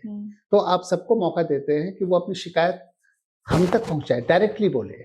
अगर किसी के माध्यम से हमारे पास शिकायत पहुँचती है तो शायद मैं उतना तवज्जो नहीं दूँ, लेकिन जो हमारा 2 घंटा समय है, जिसमें मैं लोगों से मिलता हूँ एज़ अ डिस्ट्रिक्ट मजिस्ट्रेट, तो उनकी बिल्कुल शिकायत आती है हमारे पास, और त्वरित कार्रवाई होती है उसके ऊपर। उस पर मैं आदेश देता था, और सब लोग ऐसा ही करते हैं। जो ये लगता है कि हाँ, इसमें तुमको देखना चाहिए, तो आप इंस्ट्रक्शंस देते हैं, और इस इंस्ट्रक्शंस की कंप्लायंस हुई कि नहीं। मैं जब था तो मैं इसको देखता था कि जो शिकायत करता था, उसके पेपर को लेकर के मैं उसके ऊपर निर्देश देता था, और मैं उसको अपना नंबर देता था, मुझे बताना 2 दिन बाद अच्छा कि इसके ऊपर क्या कार्रवाई हुई है, ताकि मैं अकाउंटेबिलिटी किसी के ऊपर तय कर सकूं। तो ये तो करना पड़ता है, ये आदमी के ऊपर डिपेंड करता है, और आप ये सीख जाते हो। ये देखिए, कभी-कभी होता है, पॉलिटिकल प्रेशर्स आता है, राजनीतिक दबाव आते हैं, आपके लोकल विधायक हैं, सांसद हैं, उनकी कुछ चीज़ें होती हैं, तो आप नियम के हिसाब से चलते हैं। आप उनको समझा देते हैं कि ये हो सकता है और ये नहीं हो सकता है। जो नहीं हो सकता है तो आपके खिलाफ हो जाएगा। अगर आप समझा देते हैं, तो मैंने तो कई बार देखा है, एंड स्पेशली चूँकि मैं नागालैंड काडर में था, कभी ऐसा एक भी सिचुएशन में मैं नहीं पड़ा जिससे कोई हमसे नाराज़ हो गया, कोई एमएलए या कोई एमपी। वो समझते हैं, अगर आप समझा दीजिएगा तो वो समझते हैं कि सर ये आपके खिलाफ चला जाएगा, आप इस पर दबाव डाल रहे हैं, ऐसा ना हो कि आपकी इमेज खराब हो जाए। आप हम पर दबाव डालेंगे तो मेरे पास 2 ऑप्शन है, नहीं करूँगा या करूँगा। तो मैं वैसा आदमी हूँ, अब मेरी रेपुटेशन ऐसी है कि मैं नहीं करूँगा, क्योंकि ये नियम के विरुद्ध जा रही है। मैं आपको केवल एडवाइस कर सकता हूँ कि सर इस पर दबाव न डालें, और मैंने मेजॉरिटी ऑफ द केसेस में ये देखा है, वो लोग मान जाते हैं। और पब्लिक को कैसे डीलिंग? पब्लिक डीलिंग वही है कि आप उनकी शिकायत को सुनते हैं, आप समाधान करते हैं कि भाई मान लीजिए कि ज़मीन की लड़ाई है, 1 कट्ठे की ज़मीन है और 2 भाइयों के बीच में लड़ाई कोई हो गई। किस्सा बता दीजिए ना। कई केसेस हैं। 2 भाइयों की लड़ाई थी जिसको निपटारा करना। अच्छा, नागालैंड में क्या है कि वहाँ tribal customary laws and regulations हैं, ठीक है? तो हर चीज़ कस्टम्स के हिसाब से होता है, उनकी जो प्रथा है उनके हिसाब से हम लोग को पढ़ाई जाती है वहाँ की कस्टमरी लॉज। तो अब हम लोग तो सीआरपीसी और आईपीसी और एविडेंस एक्ट पढ़ के आते हैं, जो अंग्रेजों ने बनाया। अब तो वो जो संहिता है वो बदल गई है, न्याय संहिता। लेकिन जो बेसिक फ्रेमवर्क होता है, जो कोर्ट की गाइडलाइंस होती है, जो सीआरपीसी कहता है, उसके हिसाब से आप चलते हैं। 2 भाइयों के बीच में लड़ाई कितने 1-1.5 फुट के लिए होती, ये 1.5 फुट हमसे ज्यादा ले लिया है, इसने कब्जा कर लिया है। बहुत छोटी सी चीज, और इसके लिए मारकाट। हमने यही बताया कि भैया ऐसा है, ये 1.5 फीट तुम क्लेम कर रहे हो, ये क्या ऊपर लेके जाओगे? थोड़ा सा फिर नॉर्मल होना पड़ता है हाँ, उनके साथ। आप उनसे बात करो, आप इसे क्या करोगे? 1.5 फीट आप थोड़ा सा बढ़ा लोगे, अपने रूम के साइज को 1.5 फीट बढ़ा लोगे, खुश हो गए? और सामने वाला देख रहा है कि उसकी जमीन जा रही है, उसको क्या अच्छा लगेगा? और तुम्हारा दिल गंवारा करेगा उसकी जमीन हड़पने? आप कैसे कन्विंस करते हो? ये आपकी अक्यूमेन है, ये आपकी एक एडमिनिस्ट्रेटिव अक्यूमेन है। और अंत में मतलब दोनों मान गए, दोनों भाई जो हैं मान गए कि हाँ भैया ठीक है, इसका रास्ता हम लोग ऐसे निकालते हैं कि अगर आप बेचना चाहते हैं तो मैं खरीद लेता हूँ, और अगर आप नहीं बेचना चाहते हैं तो चलिए आपकी जमीन पर मैं कोई अधिकार नहीं जमाऊंगा। और बात सलट गई। सर चैलेंज बताइए, सबसे डिफिकल्ट कोई किस्सा ऐसा बताइए जब आपको लगा हो कि अब तो इसमें या तो सरेंडर करना है या फिर आर पार करना है। ये भी हुआ है, मेरे साथ हुआ है। एक बार की बात है कि एक लड़की का मैटर था। उसकी शिकायत आई थी, और मैं उस समय कमिश्नर था। कहाँ? नागालैंड की बात कर रहा हूँ। ठीक है। शिकायत ये थी कि किसी ट्रक ड्राइवर ने उस लड़की के साथ दुर्व्यवहार किया था नेशनल हाईवे पर। वो लड़की बहुत रोगा रही थी कि सर इसने मेरे साथ गलत किया है, और वो लेबर क्लास का ट्रक ड्राइवर था जो इम्फाल और कोहिमा रोड पर गाड़ियां चलाता था। तो हमने कहा कि वो लड़का है कहाँ पर? लड़का घर तो मैं जानती हूँ, लेकिन सर मुझे वो मार देगा, वो मुझे मार देगा। अच्छा, वो बहुत बड़ा ड्रग एडिक्ट भी था। नागालैंड में ड्रग का प्रॉब्लम है, आप जानती हैं, नॉर्थ ईस्ट में, चाहे वो मणिपुर हो चाहे नागालैंड हो, तो ड्रग्स की प्रॉब्लम है, मेजर प्रॉब्लम है। वो ड्रग बहुत लेता है, और नशे में सर वो मेरा खून भी कर सकता है। हमने कहा अच्छा तुम मुझे सिर्फ उसका पता दो, मैंने ये कहा। तो उसने किसी गांव का पता दिया मुझे। फिर मैंने अपनी टीम गठित की, वेरी फार लॉन्ग डिस्टेंस, और वो दुर्व्यवहार करके वो आदमी भाग गया था। And it was a big challenge for me to trace him, ये है कहाँ पर वो। अच्छा, ये लड़की सिर्फ जानती है, उस समय मोबाइल नहीं था, ठीक है, गांव में बिजली कम आती थी, रात में ही उसको पकड़ा जा सकता था, दिन में नहीं पकड़ा था। भाग जाता था। हम्म। तब मैंने कहा कि इसको पकड़ने का एक ये है कि पहले तो अपने आदमी को छोड़ो उस गांव में, जो नजर रखे कि एक्चुअली उस गांव में रहता है कि नहीं रहता है। जासूसी। हाँ। फिर तो प्लेन क्लोथ पे मैंने आदमी को भेजा और उस आदमी ने उसके घर के पते को ढूंढा और ये एसरटेन कर लिया, सुनिश्चित कर लिया कि ये आदमी है यहाँ पर। ये इंफॉर्मेशन मुझे इन्फॉर्मर के थ्रू मिल चुकी। रातों रात हम लोगों ने करीबन 1-2 बजे का समय हो रहा होगा और पूरा गांव में अंधेरा, कुछ नहीं, सिर्फ टॉर्च पर काम हो रहा था। उसके घर को आइडेंटिफाई करके हमारे आदमी बिल्कुल जो पिक्चरों में दिखाते हैं कि टॉर्च लाइट मार रहे हैं कि हम लोग यहाँ पर हैं, यहाँ पर हैं, और एक्सचेंज ऑफ टॉर्च लाइट होता था। हमारी टॉर्च लाइट एक बार हम लोग की पहले ड्रिल थी कि आप टॉर्च लाइट ऑन करते हैं, वो ऑन करता है, फिर आप ऑफ करते हैं। सो वो एक सिग्नल था कि सही आदमी पहुंच रहा है वहां पर। और उसके घर को हम लोगों ने घेराबंदी की। घेराबंदी करके ये आदमी ड्रिंक करके सो रहा था, जबकि नागरिक में नशाबंदी है। ड्रिंक करके सो रहा था, उसको रातों रात हम लोग ने उठा करके, अच्छा अंधेरा हो गया था, गाँव भी सो रहा था, उसको तो उठा लिया। तो वो नशे में था, उसको बहुत कुछ पता नहीं चला, और उसे उठा करके नेक्स्ट डे कोहिमा लेते आए। कोहिमा जो नागालैंड की राजधानी है। ठीक है। और रात भर उसे हम लोग हवालात में रखे। नेक्स्ट डे जब वो होश में आया तो मैं गया थाने। तब तक तो वो होश में आ चुका था। उसने देखा कि यार ये तो मैं कहाँ पहुंच गया। अच्छा, घर में भी उसके कोहराम मचा कि ये बंदा गायब। परिवार वाले सब उसको खोज रहे थे, कुछ नहीं पता चल रहा था।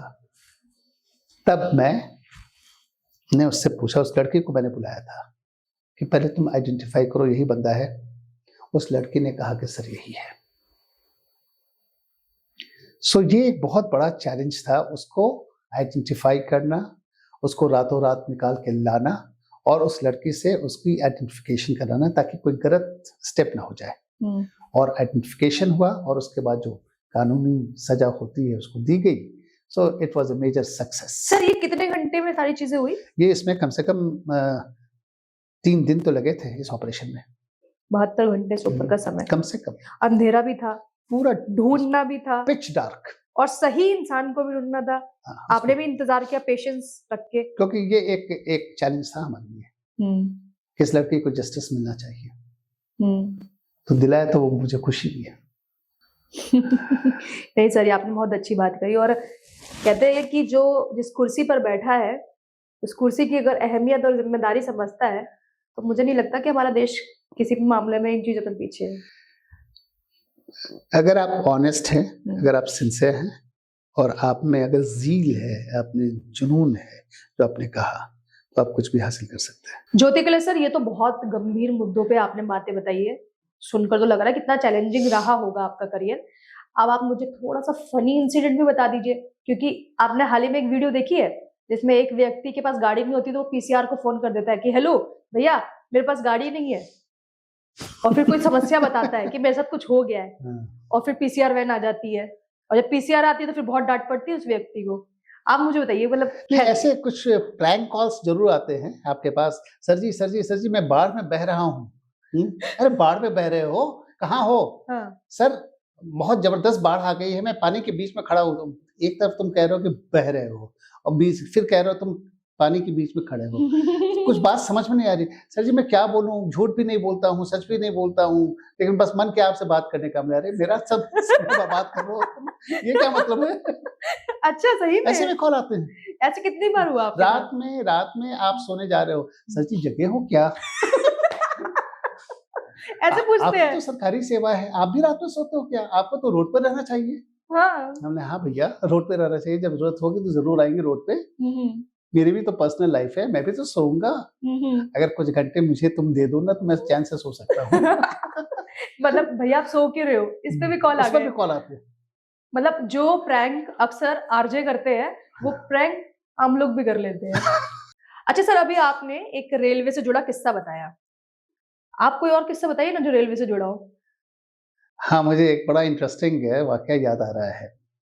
मैं गया हुआ था रेलवे स्टेशन, किसी को छोड़ना था, तो मेरे साथ कुछ बॉडीगार्ड्स थे, प्लेन क्लोथ्स में थे, तो कंपार्टमेंट के पास मैं खड़ा था, लेकिन उस दिन मेरा ड्रेस था, काला कोट पहना हुआ था, व्हाइट शर्ट थी और एक नॉर्मल टाई लगाई हुई थी। पीछे से आए, भाई साहब, पीछे से एक मारा ऐसे। आपको मैं वेट लिस्टेड हूँ, मेरा कंफर्मेशन होगा कि नहीं होगा? मैं उलट के उसे देखा कि अरे ये मेरे को टीटी समझ रहा है क्या? अच्छा, आप अगर आपके अगल-बगल आपके बॉडीगार्ड्स हैं, कोई पीछे से मारता है तो पहले बॉडीगार्ड्स लपक के ना पकड़ते हैं उसे, कि तुम्हारी हिम्मत कैसे हुई सर को मारने की? बोला सर मुझे क्या मालूम है, ये साहब बैठे हुए हैं यहाँ पर खड़े हैं, मुझे क्या मालूम है, ये तो काला कोट पहने हुए, मुझे लगा पीछे से टीटी हैं। हमने अच्छा जी तुम्हें लगा टीटी, अब तेरी सीटी बजेगी। मतलब आपको टीटी समझ लिया आपके कपड़े देख के? बस, क्योंकि टीटी का ये यूनिफॉर्म होता है। अब मुझे क्या मालूम कि मुझे लोग टीटी समझ रहे हैं कि डीएम समझ रहे हैं, क्या समझ रहे हैं, मुझे क्या मालूम, कोई खोपड़ी पे तो लिखा नहीं रहता है कि भाई जिलाधिकारी आए हैं, ये खोपड़ी पे तो लिखा नहीं रहता, अगल-बगल आपके 7 आदमी रहते हैं, तो देखने वाला समझता है कि कोई इम्पोर्टेंट आदमी है। फुल डे की ड्यूटी बताइए, कैसी रही? अच्छी थी, सैटिस्फाइंग। रूटीन कैसे चलता था? देखो, मैं स्पोर्ट्स में भी इंटरेस्ट रखता हूँ, प्रोफेशन पर कभी कॉम्प्रोमाइज़ नहीं करता हूँ। तो जो हमारी ड्यूटी आवर्स है, देखो आईएएस और आईपीएस में कोई फिक्स ड्यूटी आवर्स नहीं होती है, कभी भी कॉल आती है। घर में कितना वक्त दे पाते हैं कम, उस समय? कम समय, ऑनेस्टी, ईमानदारी से बहुत कम। अच्छा, मैं मॉर्निंग से आपका नाइट तक का रूटीन जानना चाहती हूँ, कैसा रहा? सवेरे आप उठते हो, अगर खेल में आपका शौक है तो आप खेलने चले जाते हो, टेनिस या हॉर्स राइडिंग या जो भी आपकी इच्छा है, बैडमिंटन खेलना है, स्क्वॉश खेलना है, आप खेलने चले जाते हो। जिम में, किसी जिम में आप अपने को एंगेज रखते हो। उसके बाद आने के बाद आप नाश्ता-वाश्ता किया, जो एक नॉर्मल नाश्ता होता है, देन फिर आपकी ड्यूटी स्टार्ट हो जाती है। रेजिडेंस पर ऑफिस होती है, तो रेजिडेंशियल ऑफिस पर फ़ोन कॉल्स आ जाते हैं, कुछ फाइल्स रेजिडेंस पर आ जाती है, जो वहाँ से क्लियर होती है। उसके बाद फिर आपका टाइम होता है भाई ऑफिस जाने का, तो आप ऑफिस के लिए निकलते हो, ऑफिस पहुँचते हो, ऑफिस में फिर पब्लिक इंटरैक्शंस होते हैं, लोग आते रहते हैं, फाइल्स आती रहती हैं, विजिट्स होती रहती हैं, इंस्पेक्शंस होता रहता है। उसके बाद आपका लंच टाइम हुआ, कभी आप बाहर लंच ले रहे हो या कभी ऑफिस में अगर बैठ गए तो ऑफिस में लंच ले लिया, तो ये सब तो चलता ही रहता है कंटिन्यूअस। उसके बाद कितने घंटे सोना रहता था? देखो, कभी आप 9 बजे के पहले घर तो नहीं पहुंचते हो। अगर आप फील्ड में हो, 2 तरह की जॉब होती है, एक फील्ड जॉब होती है, एक सेक्रेटेरिएट की जॉब होती है, ये पुलिस हेडक्वार्टर की जॉब होती है। तो आप जब पुलिस हेडक्वार्टर या सचिवालय में बैठते हो, तो उसमें चलो आप 7 साढ़े 7 तक बैठे हो, ठीक है। लेकिन अगर आप फील्ड ड्यूटी में हो तो इट्स 24 आवर्स जॉब, 24 घंटा आप पब्लिक सर्विस में हो। कभी भी मैंने आपको बताया ना, रात में फोन, साहब जी आप सोए हो क्या, ऐसे भी फोन आते हैं। अरे शहर में दंगा हो गया है, प्रैंक कॉल्स, कुछ नहीं हुआ है शहर, आपको नहीं मालूम ना, आप पूरे शहर को देखे नहीं है, आप इस इलाके में गए नहीं है, इस इलाका, ये कम्युनिटी बहुत सेंसिटिव है, आज तो दंगा होना ही है। तुमने अभी बताया कि दंगा हो गया, सर ऐसा लग रहा है कि हो गया है, मतलब इसमें कितने अंतर है उसकी पूरी बात में, टेंशन में डाल देते हैं, एकदम टेंशन बनता है। अब फिर आप तुरंत ऑर्गेनाइज करते हो, जाते हो, विजिट करते हो, नींद खराब, ये चलता रहता है, जबरदस्ती परेशान करने वाली बात, ये फील्ड में होता रहता है। आईएएस के जॉब ने आपको क्या दिया? बहुत कुछ दिया, मैं बहुत शुक्रगुजार हूँ ऊपर वाले का, भगवान का, कि जो मैं चाहता था पहले वो बना, जो मैं अपने माँ बाप का सपना पूरा किया और पब्लिक सर्विस करने का मुझे पूरा मौका मिला, जिसे मैं पूरी तरह निभाया, अंतिम दिन तक किया। तो ये मेरे को बहुत सेटिस्फैक्शन देता है, संतुष्टि देता है। सर अभी एक गाना में सुन रही थी कि अभी आगाज है तेरा, बहुत कुछ सीखना है, कमर कसनी है अभी बाकी।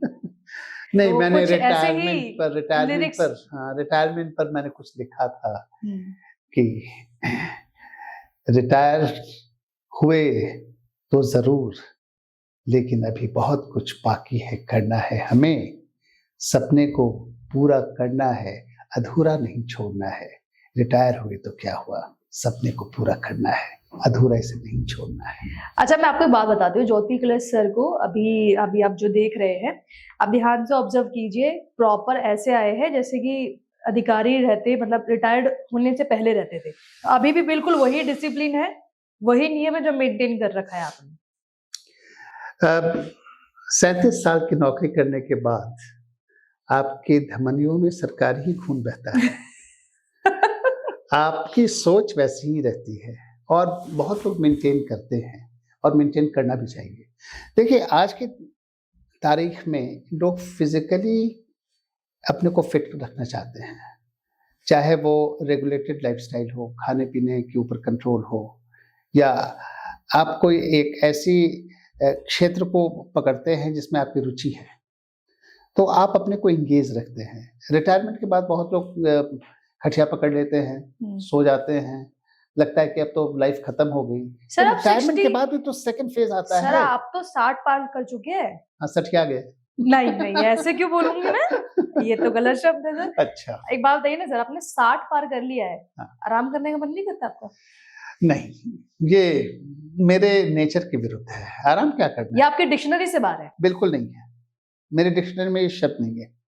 एक्टिव लाइफ रखो, काम करते रहो, जब तक आपके चारों हाथ पांव सलामत है, दिमाग सही चल रहा है, तो जरूर काम करो, और वैसा काम करो समाज सेवा जिससे हो सके। कुछ अपना योगदान करो, अगर लिखते हो तो लिखो, अगर कुछ इंस्ट्रूमेंट बजाते हो तो इंस्ट्रूमेंट बजाओ, अगर अदाकारी करना चाहते हो तो किसी क्षेत्र में आपकी दिलचस्पी है उसमें आप जाओ। बेजुबान जानवरों की अगर मैं बात करूं, और गाय माता की बात करूं, या फिर जो भी बेजुबान जानवर है, आपको मतलब कैसे इन सब चीजों को देखते हो? क्योंकि कभी कभी ना मुझे भी बहुत अंदर से वो होता है कि हे प्रभु, हे परमेश्वर, कुछ तो दे ऐसी ताकत तो देखिए हर किसी के अंदर है, लेकिन जरिया जिसके जरिए इनके लिए कुछ कर सके। आपने बहुत अच्छी बात कही है। एक समय मैं जानवरों के प्रति बड़ा गलत धारणा थी हमारी, मैं कभी फील नहीं करता था उनके लिए, दर्द वो महसूस नहीं करता था, जानवर को जानवर की तरह लेता था। कोविड-19 जब आया, उस समय एक घटना घटी। मैं ऑफिस से अपने पेरेंट्स से मिलने नोएडा जाता था, रास्ते में कुत्ते को देखता था ना, उनको खाने को कुछ मिलता नहीं था, बेचारे झुंड बना के 10-12 कुत्ते बैठे रहते थे, कोई उनको खाना दे दे। और मेरी नजर पड़ी, तो मैंने अपने ड्राइवर को बोला कि कुछ पावरोटी ले लो, कुछ बिस्किट्स ले लो। और चूंकि कुत्ते से मुझे बड़ा डर लगता था, एक्चुअली मुझे डर लगता था, तो ड्राइवर बोला कि ठीक है सर, ले लेते हैं ना। तो ग्रोसरी की दुकान से कुछ बिस्किट्स ले लिया, कुछ पावरोटी ले लिया, और कुत्ते के झुंड के सामने उसने खिड़की से फेंक दिया। कुत्ते लपक करके बिस्किट और पावरोटी खाए। कितने दिनों से बेचारे भूखे थे। नॉर्मल डेज में क्या है, किसी होटल रेस्टोरेंट सब साइड के होटल्स में कुछ कुछ खाने मिल जाता है, वो खा लेते हैं। हाँ, तो सब कुछ बंद था। मुझे दिल को छू गया ये चीज, ये तो हम पर टोटली डिपेंडेंट है, इनको कौन खाना देगा? यहाँ तो आदमी इंसान की चलो मदद कर रहा है, लेकिन इनको कौन मदद करेगा? हम ही लोग तो करेंगे। सेकेंड डे मैं फिर सोचा कि उधर से गुजरूं, और ये कुत्ते वहीं बैठे हुए थे। एक्चुअली ये कुत्ते इंतजार कर रहे थे। 2-3 दिन बाद हमारी गाड़ी को पहचान लिए, हमें पहचान लिए, और मेरा डर खत्म हो गया। हमने सोचा कि अब खिड़की से फेंकने से अच्छा है कि इनके सामने मैं रख दूं। मैं बहुत डर के दरवाजा खोला था, गया, बेचारे कुत्ते के भौंकने की आवाज भी नहीं थी, इतने वो अंदर से कमजोर थे। और जब मैंने उनके सामने रखा, मैं और मेरा ड्राइवर, वो कुत्ता पहले खाने के लिए आया, और खाने के बाद वो पूंछ हिलाते हुए, ऐसे ऐसे करते हुए चारों तरफ से हम लोगों को घेर लिया। मैं और मेरा ड्राइवर बीच में, कुत्ते चारों तरफ। नॉर्मल केस में तो मैं तो भाग जाता, या कुत्ते काट लेते मुझे, लेकिन वो डर ही खत्म हो गया। जो आंख में, एक कुत्ते की आंख में मैंने जो प्यार पढ़ा और देखा, वो मेरे दिल में चिपक गया, छप गया। सर, जानवर वफादार होते हैं बहुत, और उसके बाद मैं पेट लवर हो गया। वो एक टर्निंग पॉइंट है हमारी लाइफ की। आज मैं इतना पेट को पसंद करता हूं। मेरे पास पेट है, उसका नाम यूरी है, और उस यूरी को देखते हैं तो वो मुझे अच्छी तरह पहचानती है। मेरे स्टेप्स की मूवमेंट, मेरे स्टेप्स की आवाज, मैं कब आता हूं घर पर, वो बाहर बैठ जाएगी। इंतजार करेगी।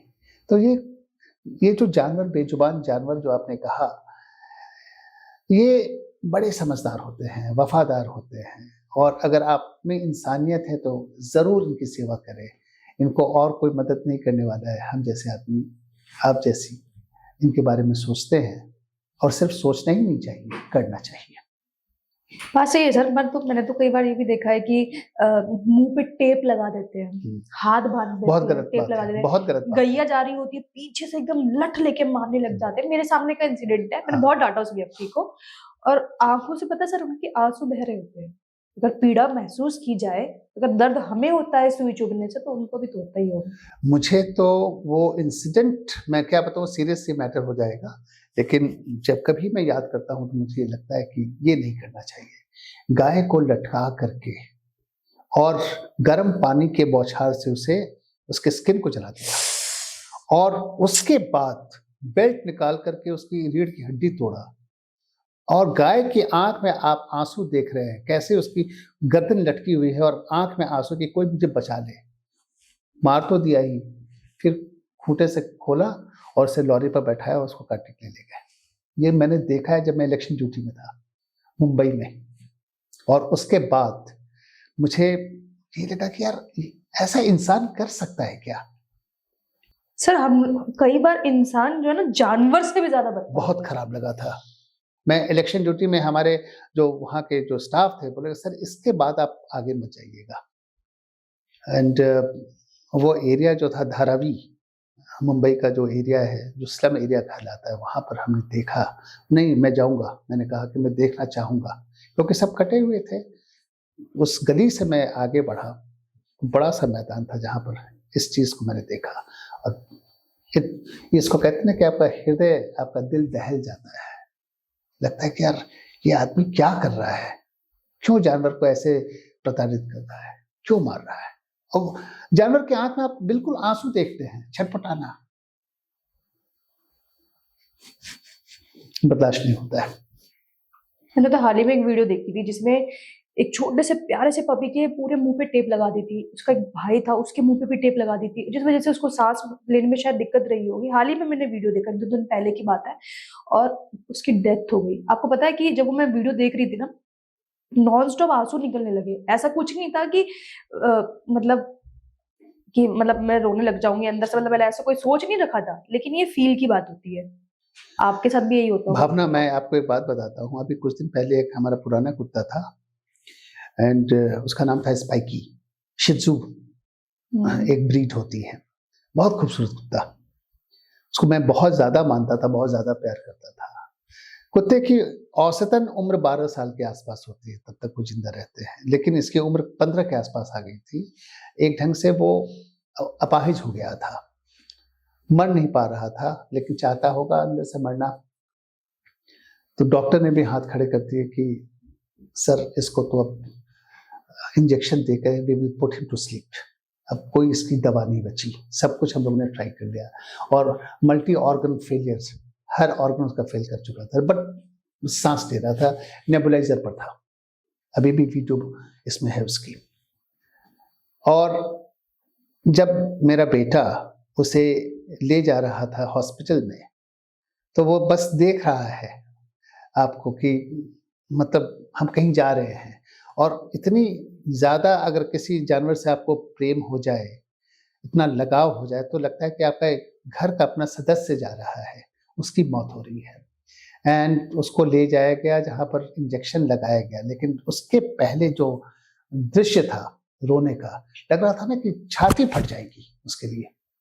और वो जब गया है, उसको लेके हम लोग टाटा बाय बाय किए हैं, और वो बस ऐसे ऐसे करके देख रहा है। और उसके बाद अंदर जाके 2 मिनट का इंजेक्शन लगा, और वो बेचारा अंदर से, उसकी स्ट्रेचर पर बॉडी आई, आँख खुली हुई थी, फिर उसके आँख को ऐसे मैंने छू के उसको बंद किया, लेकिन दिल दहल जाता है, अंदर से रोने लगता है। बिल्कुल, मैं तो हाथ जोड़ के रिक्वेस्ट कर रही हूँ, हाथ जोड़ के, प्लीज मेरे जितने भी दोस्त, भाई, हमारे दर्शक, जो ऑडियंस देख रही है, जो बहुत प्यारी, मुझे पता है बहुत दिल इन सबका बड़ा है, कहीं भी लगे कि किसी बेजुबान के साथ गलत हो रहा है। देखिए टॉपिक तो क्योंकि आईएएस है कुछ और था, लेकिन मैंने इसीलिए ये टॉपिक उनसे कनेक्ट किया क्योंकि ये जरूरी था कि जब आप सोशल की बात कर रहे हैं, समाज की बात कर रहे हैं, तो क्यों इस बड़े मुद्दे पे चर्चा नहीं होनी चाहिए।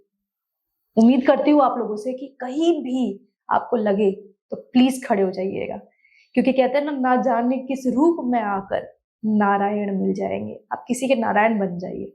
सर बैक टू टॉपिक आ जाते हैं क्योंकि बहुत इमोशनल गंभीर मुद्दे चल रहे हैं ऐसा लग रहा है।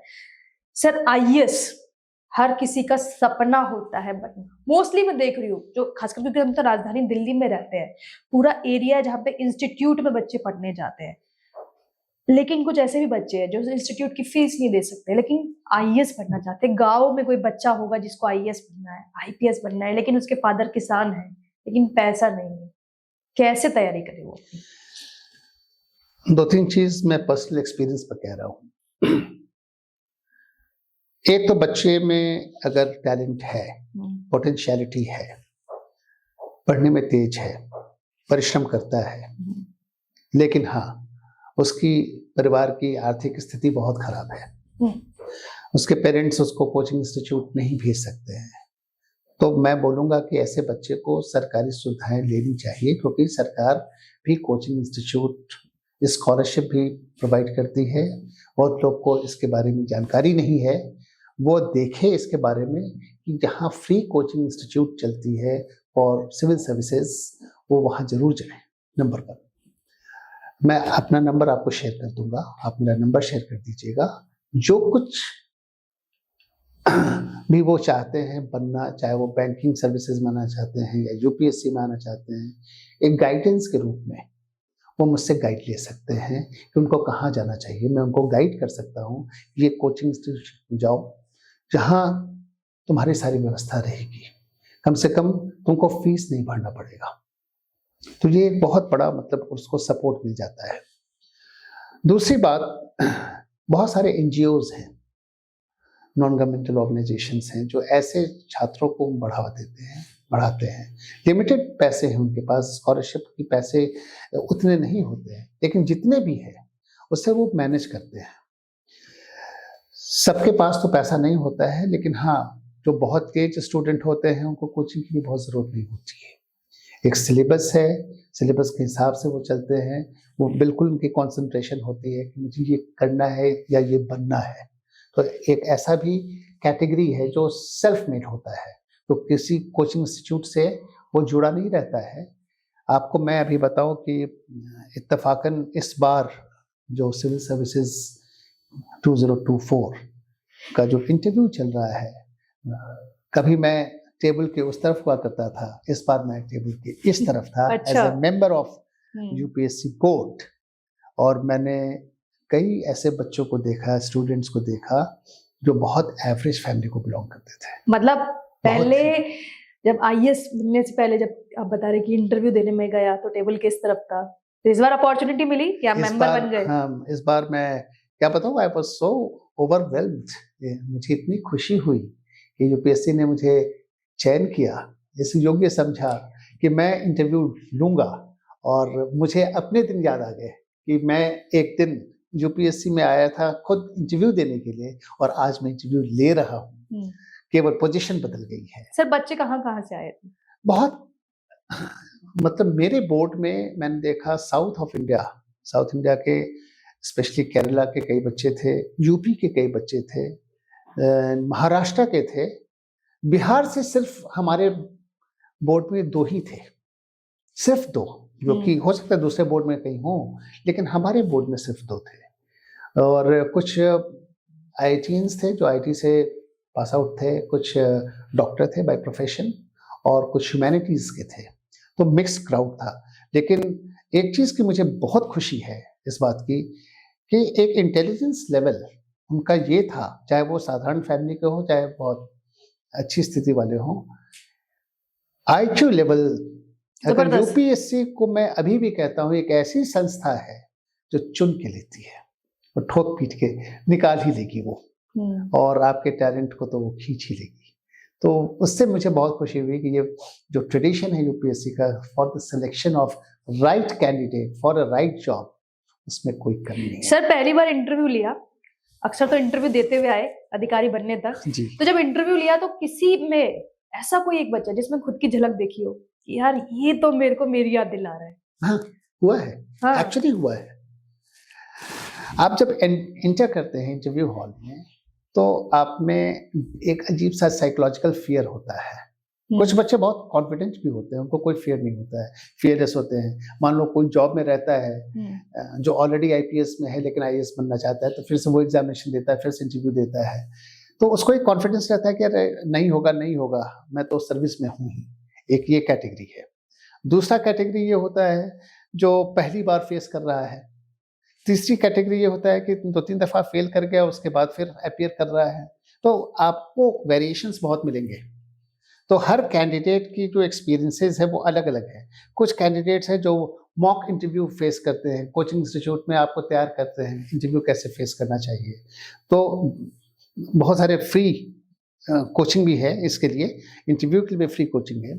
तो वहाँ वो सिखाते हैं कि आप कैसे बैठेंगे, कैसे आप एड्रेस करेंगे, और अगर आपको बोलने में कोई लगा कि हाँ ये क्वेश्चन में हमको कुछ सोच के बोलना चाहिए, तो टेक अ मोमेंट, आप उनसे परमिशन मांग लीजिए कि can I take 1 moment, and then आप चुप हो जाते हैं और फिर फ्रेम करते हैं उस आंसर को और फिर आप जवाब देते हैं। ऑनेस्टी बहुत इंपॉर्टेंट है। हमने देखा अगर आप जवाब नहीं जानते हैं किसी प्रश्न का, तो बेटर होगा आप कह दें कि सर मैं नहीं जानता हूँ। झूठ मत बोलिए। झूठ मत बोलिए, घुमाइए क्योंकि आप फिर मत। फंसते जाएंगे उसमें। हम्म। और जितने बोर्ड मेंबर्स होते हैं सब एक्सपर्ट होते हैं अपने फील्ड के।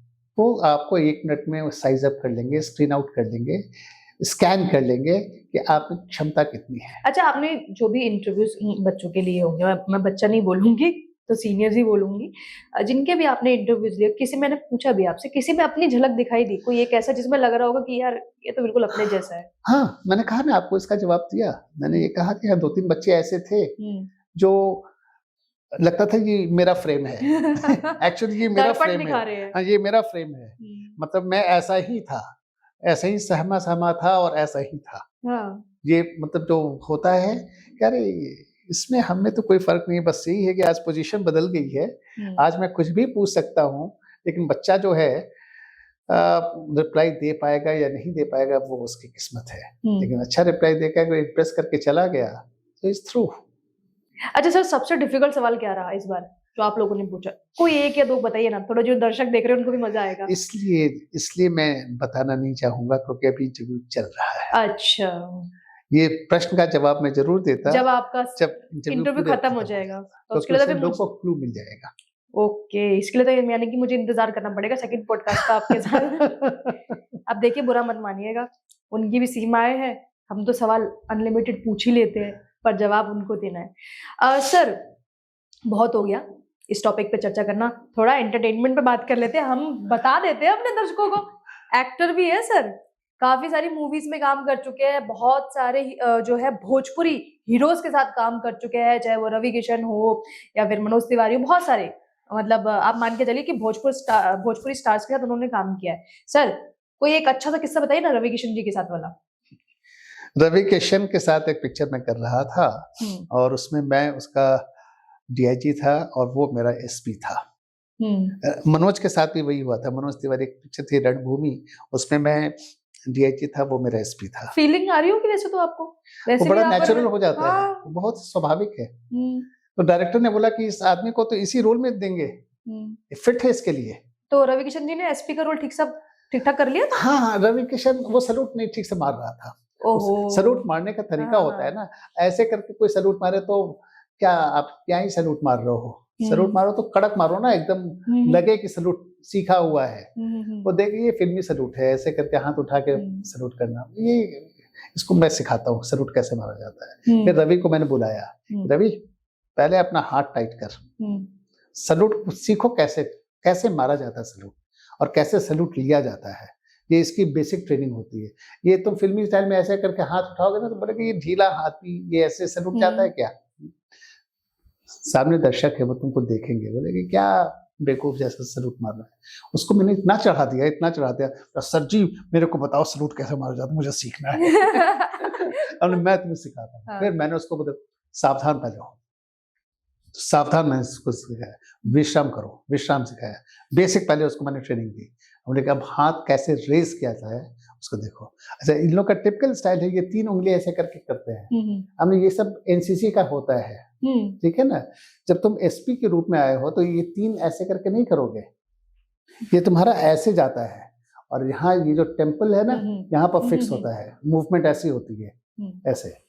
और हाथ ऐसे नहीं गिरता है, हाथ सामने गिरता है, मुट्ठी बंद करके सामने ऐसे गिरता है। अरे बाबा, ये तो हम पहली बार सुनने बानी। नाइस।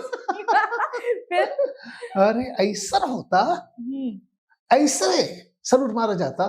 हम तो बाहर से देखने के आराम से लोग सलूट मारता। हमने तो यही तो प्रॉब्लम है तुम लोग के साथ। मनोज के साथ भी सेम प्रॉब्लम था। अरे ज्योति भैया हम कैसे सलूट मारी, कुछ बुझाते ही नहीं के। फिर उसको सिखाए। तो डायरेक्टर भी, उनको भी ये कॉन्फिडेंस होता है कि अगर आप प्रशासन में हो या पुलिस सेवा में हो तो ये आदमी जानता है। और मेरे सामने अब जैसे पिप्स कोई लगाता है, इंस्पेक्टर की, सब इंस्पेक्टर की, डीवाईएसपी की, डीआईजी, आईजी, डीजीपी, सबकी पिप्स अलग होती है। पिक्चर में आप अनाप शनाप कुछ, आप इंस्पेक्टर हो और लगा दिया एसपी का बैच और एसपी की पिप्स, तो हम लोग तो पकड़ लेंगे, ये क्या है, एक तरफ इंस्पेक्टर को संबोधित कर रहा है और है ये एसपी। कॉलर होता है, कॉलर ब्लैक, आप देखते तो फिल्मों में भी जाकर आपने डिसिप्लिन दे दिया? करना ही था, ये मैं कैसे बर्दाश्त कर दूं कि गलत चीज दिखा रहा है। अच्छा एक बात बताइए ना, ये जो आप मतलब आप जो आए फिल्मी लाइन में, तो ये ड्यूरिंग जॉब भी की पीरियड के टाइम पे था या फिर बाद में? एक्चुअली मैं स्टूडेंट जब था तो ये कॉलेज डेज से, रादर स्कूल डेज से एडवांस स्टेज में मैंने थिएटर्स में स्टार्ट किया था। कई मैंने प्लेस किए, शेक्सपियर के कई प्लेस किए, हिंदी में प्रेमचंद और धर्मवीर भारती, इनके कई नॉवेल्स थे, उसके ऊपर मैंने कैरेक्टर रोल किया। तो कॉलेज में कई बार मैं थिएटर्स में या प्लेस में पार्टिसिपेट किया। उसके बाद जब दिल्ली में आया तो फिर राष्ट्रीय नाट्य अकादमी, नेशनल स्कूल ऑफ ड्रामा, तो वहाँ पर हमारा परिचय हुआ। वहाँ बहुत कुछ सीखने का मौका मिला, बहुत कुछ सीखा। एक्सप्रेशंस कैसे देना है, कैसे आवाज़ की इंटोनेशन होनी चाहिए, ऊपर जिसको कहते हैं ना उतार और चढ़ाव। आप जब तक वर्ड्स में अगर आप इमोशंस नहीं डालोगे तो उसकी इम्पैक्ट नहीं है। मतलब ये आपने बचपन से स्टार्ट कर दिया था? हाँ, बचपन ही से रहा है, बट पिक्चरों में मैं आया हूँ 2007 से। जो मेरी पहली पिक्चर थी वो क्रांतिवीर, बहुत फेमस पिक्चर थी और उसकी एक सीक्वल बनी थी, मेहुल कुमार ने बनाया था। तो उसमें एक छोटा सा रोल था, उसको मैंने निभाया तो लोगों को पसंद आ गया। उसके बाद वो फिर सिलसिला चला, आगे बढ़ा। उसके बाद मैंने करीबन 25 हिंदी मूवीज की। आप मेरे को द एक्सीडेंटल प्राइम मिनिस्टर में देख सकते हैं, पुलिसगिरी में देख सकते हैं, सरबजीत में देख सकते हैं, लाली की शादी में, लड्डू दीवाना, अटैक्स ऑफ 26/11, बहुत सारी मूवीज हैं। भोजपुरी 100 से ज्यादा मैंने की है। आपका फेवरेट स्टार जिनके साथ आपने काम किया कौन? हिंदी या भोजपुरी? भोजपुरी में भी और हिंदी में भी। ओके भाई, मैं अमिताभ बच्चन को अभी भी रेट करता हूँ। आपकी बोली से भी पता लग रहा है। अच्छा, कि जहां हम खड़े हो जाते हैं लाइन वहीं से शुरू हो जाती है। अमिताभ जी को तो मैं बहुत ज्यादा पसंद करता हूँ क्योंकि एक ऐसा कलाकार है जो अपने शरीर का हर अंग में खासियत रखता है, चाहे उसकी बोलने, चाहे उसकी आवाज हो, चाहे एक्सप्रेशंस हो, कोई भी कैरेक्टर हो, चाहे आप उसको किसी सांचे में ढाल दीजिए वो उसके अनुरूप हो जाता है। और भोजपुरी में? भोजपुरी में मैं पवन सिंह को बहुत पसंद करता हूँ। उसका बड़ा फेमस गाना है लगावे लू जब लिपस्टिक, तो ये वाला जो है उसका गाना बड़ा अच्छा है। He is a good actor, अच्छा है। और निरहुआ मुझे अच्छा लगता है, दिनेश लाल निरहुआ, वो भी बहुत अच्छा एक्टर है।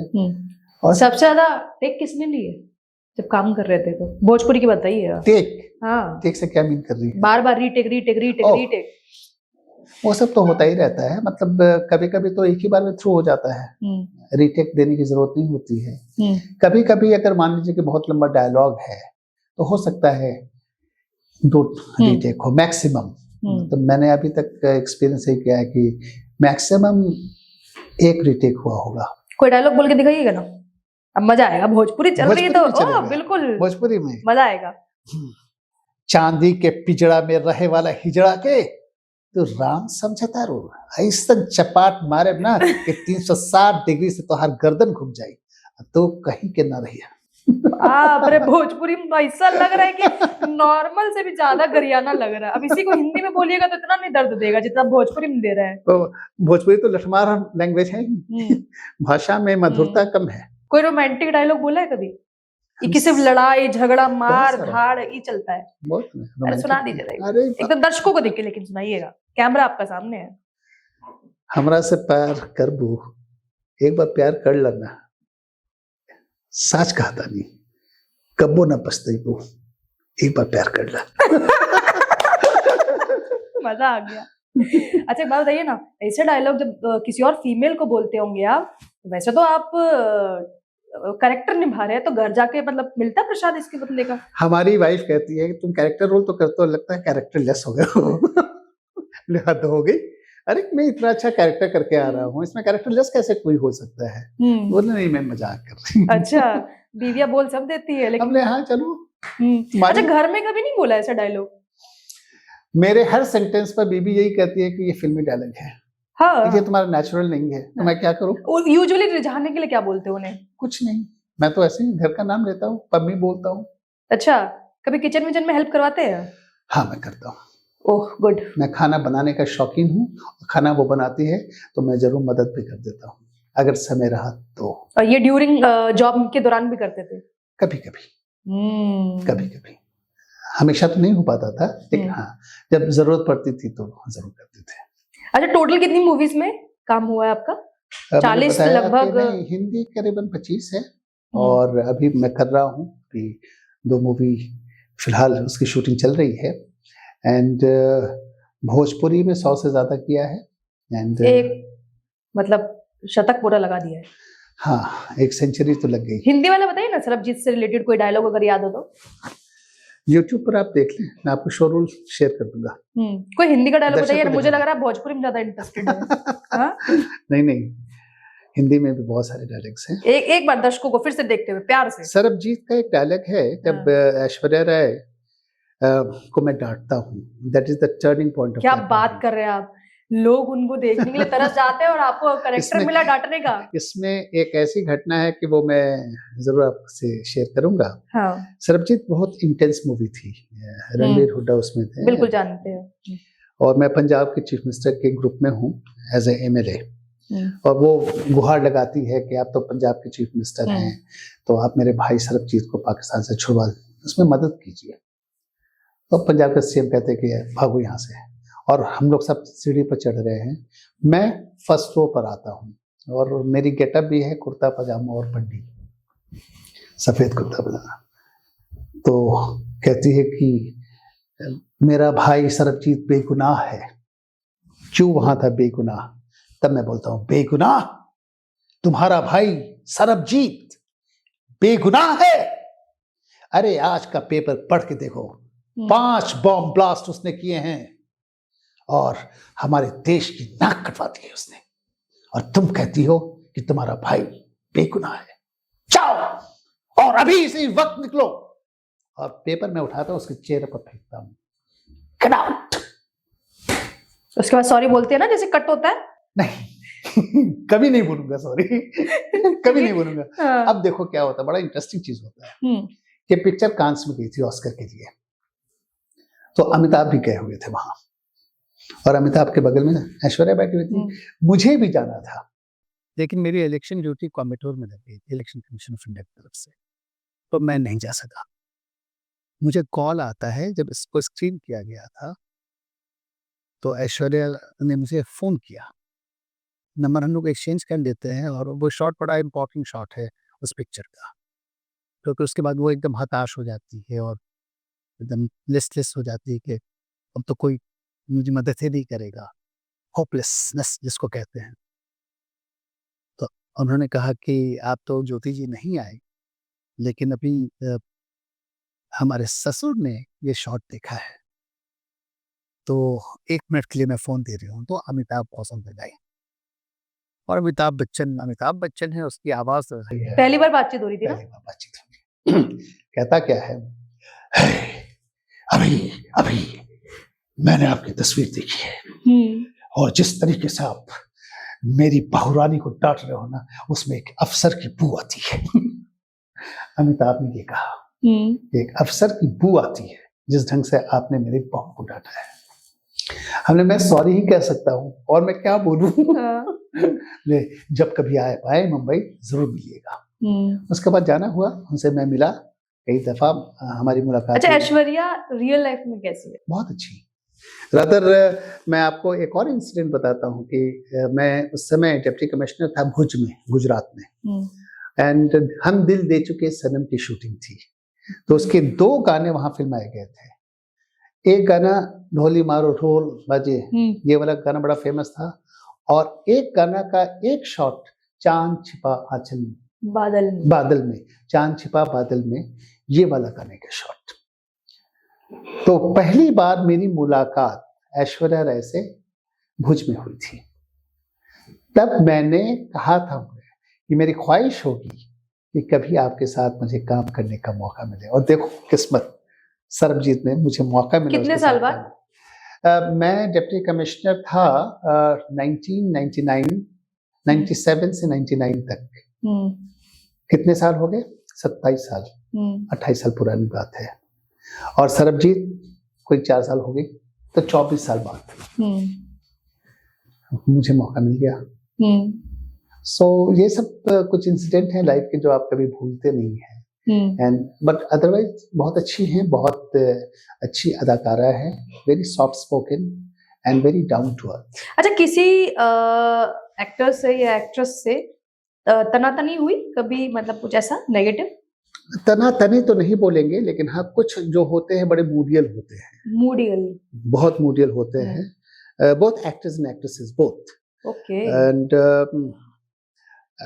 कुछ लोगों में ईगो इशू बहुत होता है, बहुत ज्यादा ईगो इशू होता है, और कुछ लोग तो बहुत ही सरल होते हैं, बहुत विनम्र है। तो ये भोजपुरी इंडस्ट्री में ज्यादा देखने के लिए मिला है आपको, या फिर बॉलीवुड में?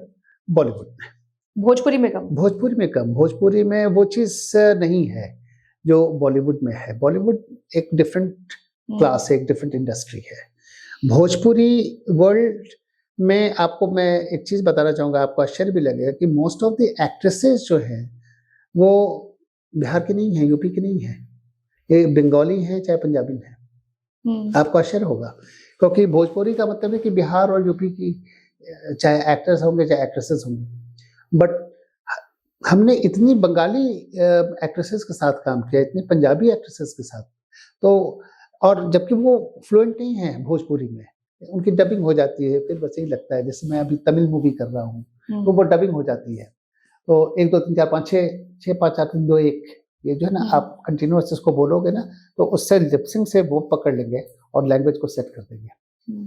तो ये एक तरीका होता है। तो ये मैंने बहुत को देखा है कि नॉन भोजपुरी जो लोग हैं वो भोजपुरी पिक्चरें कर रहे हैं। अच्छा, घुसना कहाँ मुश्किल है, मतलब कि एंट्री कहाँ मुश्किल है, लाइक कि बॉलीवुड में बहुत मुश्किल है या भोजपुरी इंडस्ट्री में बहुत मुश्किल है? सो बॉलीवुड और भोजपुरी पिक्चरें, इनकी कैनवास बिल्कुल अलग है, और हिंदी पिक्चरों की पॉपुलैरिटी बहुत ज़्यादा है। तो जहाँ तक स्ट्रगल की बात है, जितने भी नए चेहरे आते हैं उनको स्ट्रगल बहुत करना पड़ता है, और इसमें तो आपकी परफॉर्मेंस है, आप परफॉर्मेंस बेस्ड, भाई पब्लिक आपको एक्सेप्ट करती है अगर आपकी परफॉर्मेंस अच्छी है, लेकिन पिक्चर में एंट्री बहुत डिफिकल्ट है। सर, कास्टिंग काउच की प्रथा ज्यादा कहाँ है? सही से बताइए, एकदम आप तो एकदम झूठ नहीं बोलेंगे। नहीं, बॉलीवुड में है। और भोजपुरी इंडस्ट्री में? कम है, रिलेटिवली बहुत कम है। बहुत मुश्किल हो जाता है, बहुत मुश्किल होता है कि माँ बाप सोचते हैं बच्चों के फ्यूचर के बारे में, और यहाँ लोग जो है गंदी सोच के साथ कोई और ही फ्यूचर बनाना चाहते हैं। बिल्कुल होता है, मैं इसको डिनाई नहीं कर रहा हूँ, लेकिन हाँ भोजपुरी पिक्चरों में कम है, बॉलीवुड में ज्यादा है। चलिए सर, टॉपिक तो बहुत सारे हैं, अभी चर्चा करूंगी तो मुझे लग रहा है 2-3 घंटे निकल जाएगी, क्योंकि आपने काम ही इतना किया है। फिलहाल मैं जो है इस साक्षात्कार को, इस पॉडकास्ट को यहीं समाप्त करती हूँ। और ज्योति कलश सर, सबसे पहले तो आपका थैंक यू, आप आए। राधा, मैं आपको थैंक्स दे रहा हूँ कि आपने मौका दिया है आपके दर्शकों के बीच आने का, इसलिए मैं बहुत बहुत धन्यवाद दे रहा हूँ। तो अभी आप सुन रहे थे ज्योति कलश सर को, जो कि IAS रह चुके हैं, जो अभी फिलहाल वर्किंग भी है, कुछ और काम कर रहे हैं, खाली नहीं बैठे, क्योंकि उनका यह मानना है कि अधिकारी कभी रिटायर नहीं होते हैं। और दूसरी बात ये कि एक्टर भी है, तो मूवीज में भी आप इनको देखते रहिए, और जो देखते आ रहे हैं अच्छी बात है।